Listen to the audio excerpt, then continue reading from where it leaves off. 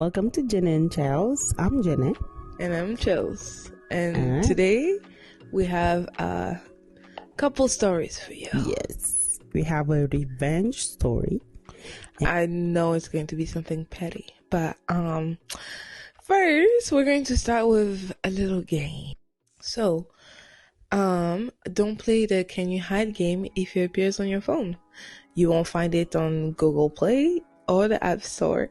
There is nothing about the game on any public websites or other than it's a cautionary post. It doesn't matter whether you're a good or bad person. It indiscriminately chooses targets. The point is that you can't avoid the game. Nobody can. You might hear a reverberating ding from your phone, a death toll from the depths of hell. An incongruous window might pop up. Can you hide? Yes or no? Make sure you select no. When the window first appeared on my phone screen, I was stunned. I always presumed smartphones to be safer from the threat of viruses than computers, especially a brand new iPhone. Isn't Apple supposed to be superior to Microsoft when it comes to security? Nice try, I said, but before I made a rash decision and ended up infecting my phone with something nasty, I decided to do some research.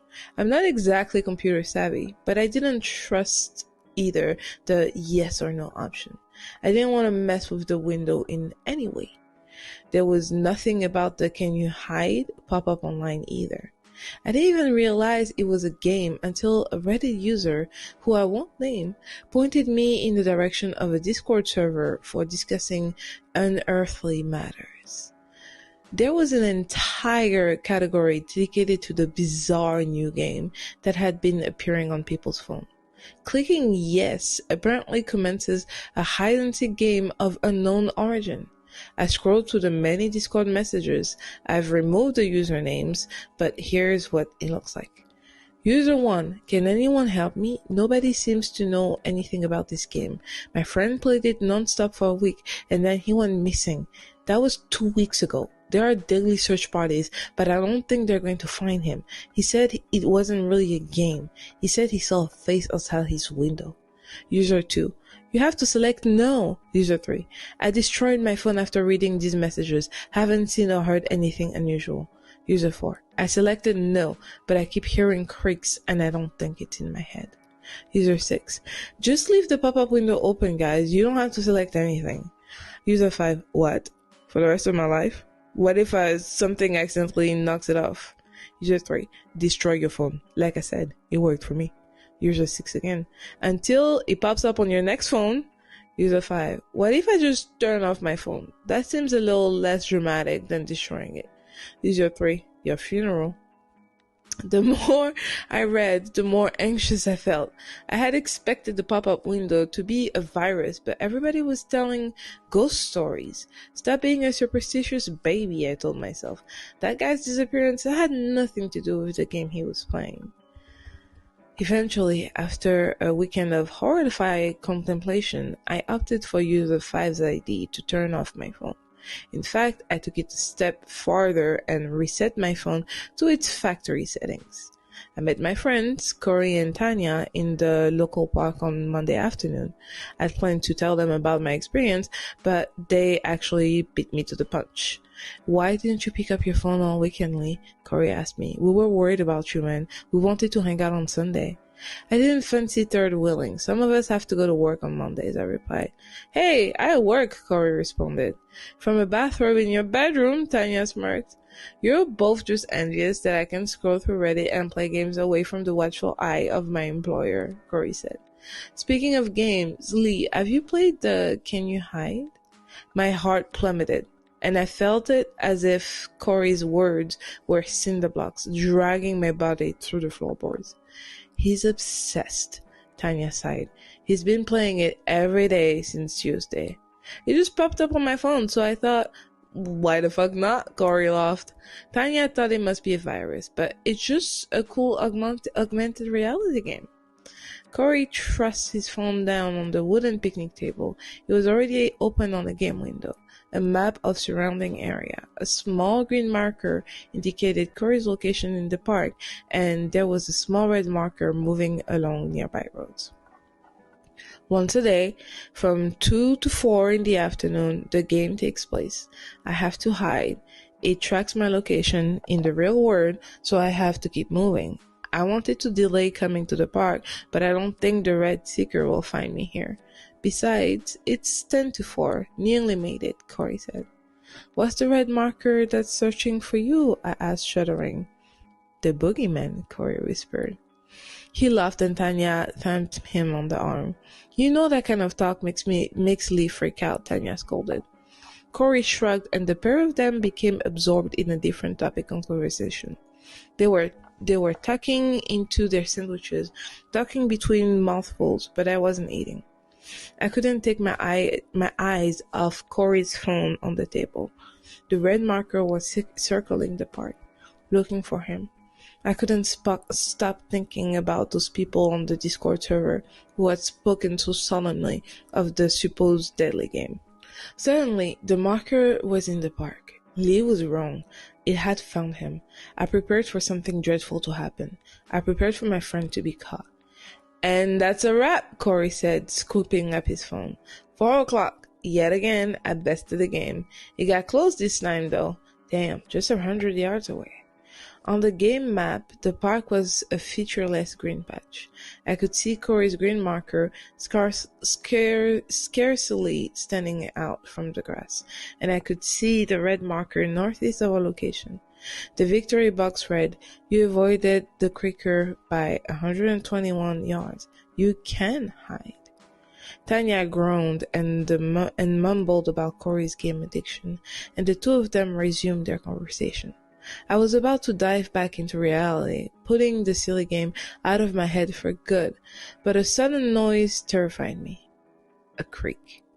My eyes shot up from the table. Neither Tanya nor Corey seemed to notice the eerie noise, and I can't explain it. As nearby as the sound seemed, my eyes were drawn to a solitary tree, a little over 100 yards away, perhaps not exactly where the red marker had appeared on Corey's screen, but close enough. Peering around the bark was a frightful face. The thing looking at the three of us was not a human. It was as short as a toddler.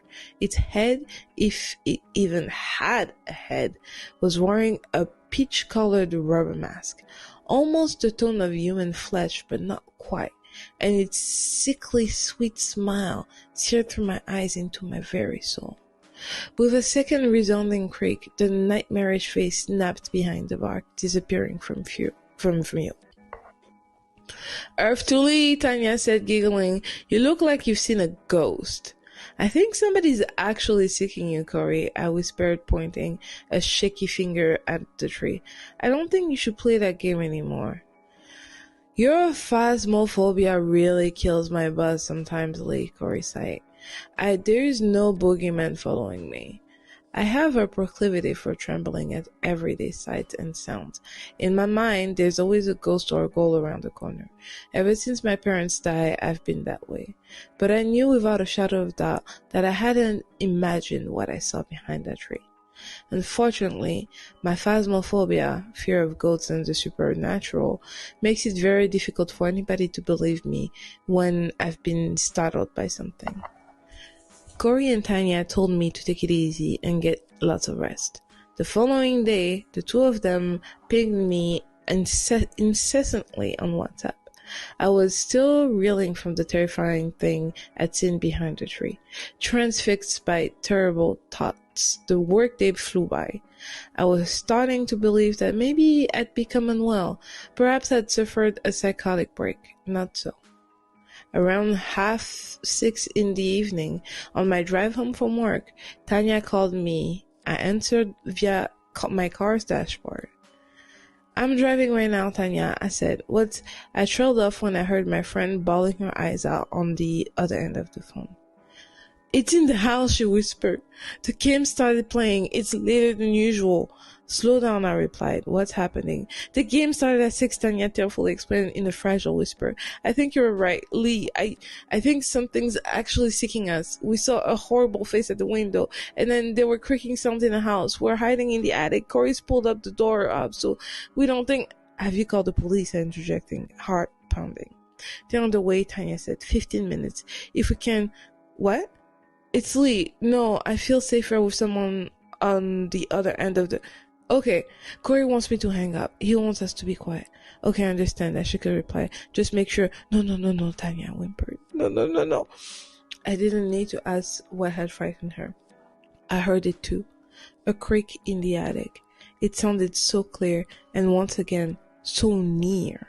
So nightmarishly near that I snapped my neck around to make sure the rubber-faced demon wasn't in the back seat of my car. It wasn't. At that point, I decided not to go home. I diverted to Corey's house, an 8-minute journey, barely any quicker than the police. How did it even get in here? Tanya whispered. I didn't even see the door open. It's not it, Corey scoffed through though he spoke with a quivering voice. He's just a child and he needs to leave or... Oh. What the fuck is that? Tanya screamed. Please, Corey began to plead. The screams of my two friends were deafening. I was so fixated on reaching the house that I didn't hang up the call. It was only as I tore onto Corey's driveway, mere minutes before the police, that I realized I'd been listening to sounds of squelchy snapping and, most hauntingly of all, creaking.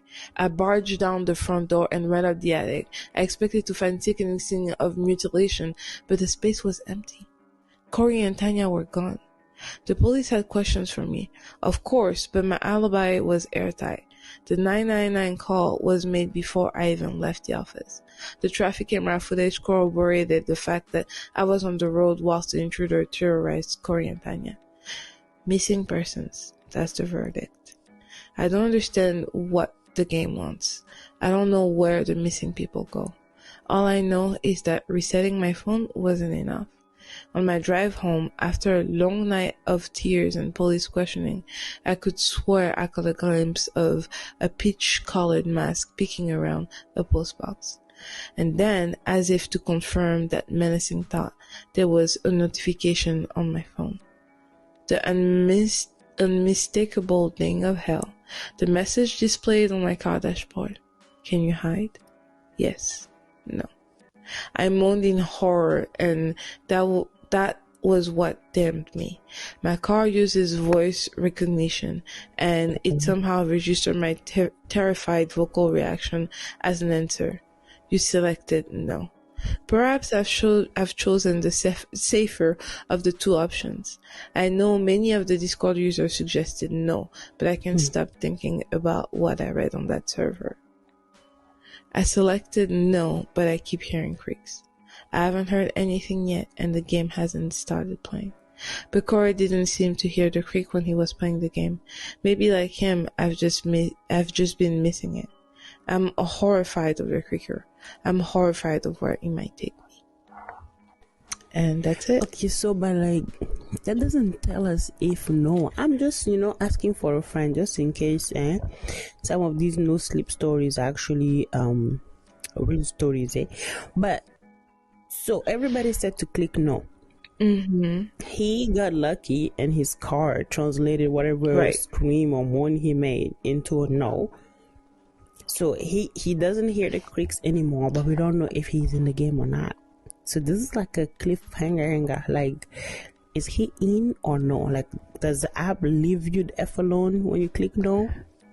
That's a good question, because it did register it as a no, but is it going to try calling you? I mean, trying back in a couple of days, couple of months, because it was on his phone originally. How did he make it to his car? Right. How did he? And he reset the whole phone. And if it's targeting like specific people, and if it's even if it thinks it's a virus, then if it's on your phone, then maybe even if you reset your phone, the virus can just come back on your phone again. Yes. Like, try the luck next time, and this time it looks like it worked. This is oh my god, it was creepy though. Like the toddler looking one with the flesh, it just bad that my imagination runs so wild. Now I'm gonna see that little creep fucker. You know what it made me think of? It made me think of that game that was going viral on TikTok in 2020, and it was an adventure type game where you Mm-hmm. select what you're in the mood for. If you're in the mood to like meet people, to go on an adventure, to find something. Oh, Yeah. yeah, yeah, yeah. I do.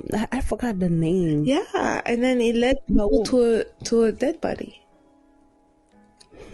yeah, that's true. Uh-huh. That's true. I do remember that one. So But there was another one too when like you started reading and it was talking about the pop-up screen. There was like a time where like there was this pop-up creepy doll that would like pop up on kids like videos and like game stuff on YouTube. creepypasta. I think it was creepypasta. Yeah, that is what I thought about immediately Yeah. when I heard like the pop-up screen because I was like, oh my god, that's giving me the same vibes again. Mm-hmm. I agree. So on that unsettling note, that's all I have. Alright, well, okay, let's go on to the second story. I had a question when you were reading it. I can't remember what it was. Like something wasn't adding up and I was gonna bring it up and then it's just gone now. Oh, okay. So my question was, so if the boyfriend was the only one playing the game, why is it that the girlfriend was involved and she could see it? I mean, granted, he could see the little toddler thing too, but I'm assuming he saw it because it popped up on his screen too. That's the interaction he had with the game. But the girlfriend wasn't playing the game. What did the thing kill her too? Hear me out. Mm-hmm. It's not a girlfriend. It's a wife. You know, it's a wife and husband. So Okay, it's a matrimonial unit. So you can both get it. So because you guys connected, you said for life. Yeah. And that's for his life and your life, yeah. Oh. Yeah. So what you mean to tell me, if I'm married and this shit pops up on my husband's screen, I need to file for divorce ASAP? As quickly as you can. ASAP Rocky. Yeah. Yeah, baby. That's what we're doing. I know what to do. Or so if you want. I'm gonna beat this game then. Okay. I have another explanation for you too. What is it? Because whatever is taking you is considerate. It doesn't want you to be alone, scared, and also lonely, Mm-hmm. So if it snatches you with your partner, then at least you can both be in the trenches together. For better or for worse again, but with another twist. I personally, I feel like I have a Neil, like, the Liam type of vibe. I feel like I should be left here on this earth living and breathing air so I can bring justice. And then I can keep other people from going through the same thing. Also, you know what? How do you know that they're not being taken to a wonderful land of you don't have to work, you get food all the time. Yeah, but we don't know. We don't know is the thing. And maybe they like it here like this, and they don't want the good like that. They like it here like this with me here. So me, I can advocate for all these people. I don't know. I'll make sure next time I visit you, I'll make sure I look up that game. No, make sure you just buy a new phone. When you get here, we'll find a locker for you at the airport. You leave it there, and then we'll buy you a new phone. I'll look it up on your phone. You know what? How about you don't visit?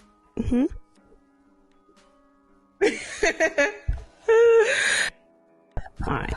So this next story is from the subreddit Petty Revenge. And the title is Revenge on Trespassing Hunters. My parents purchased 6 acres of farmland back in the early 70s. They had built a house at the front of the lot and had started to plan constructions of a small barn further back when fall comes. One day, my mother comes running into the house yelling about a bunch of crazy people riding snowmobiles, and carrying guns through the backyard. Right up next to the house, near where a toddler, me, was playing. Dad comes out. The hunters insist that they always come this way, and what's the big deal? Dad explained that this is no longer fallow farmland, and that they need to find a different route. They say, no way, see you tomorrow, and drive off. This repeats for several days. My dad, who does not suffer fools lightly, proceeds to dig out a deep, narrow trench across a good part of the edge of the property with a backhoe. Then he hauls every bit of the summer ripened manure pile from his 4 dogs from the foot of the property to fill the trench. Dead leaves and a decent dusting of snow camouflage the hazard. The next morning, the snowmobilers come roaring over the property line and slam headfirst into the trench, leaving their snowmobiles vertical, well and truly stuck. Plus, of course, everyone and everything is covered in rotten dog poop. My dad stood by watching, coffee and his own trusty rifle in hand, while filthy, smelly snowmobiles were winged out of the trench by filthy, smelly snowmobilers. Unsurprisingly, the hunters did find a different way to their hunting grounds after that. Yes, I am here for it. These people had a choice and they decided. They had a choice. Yeah. And they were disrespected. Yeah. And I can just see the dad standing on the porch, with those old-fashioned pants with the little, what is this little, how do they call it? Yeah. The holsters, is it? I think it's holsters. The elastics that go from each side of the pants, and that pulls out like this. Suspenders. It was bugging me. Yeah, it's suspenders. Thank you very much. May God bless Google. Yeah. I love this story. Like, they deserve that. Like, actually was scared that maybe they might like come back and try to start some shit because of that, but and that revenge was beautiful. I want to be petty like him when I grow up. I really do. And also be prepared like him. Because not only did he cover them in poop, he also made sure he had his rifle in hand in case they decided to try to get violent. He's like, square up. I got like, you. Yeah, I think that's what put them like, at bay. Because he was like, yeah, like if you want to start some shit, I'm ready too. Like, how about that?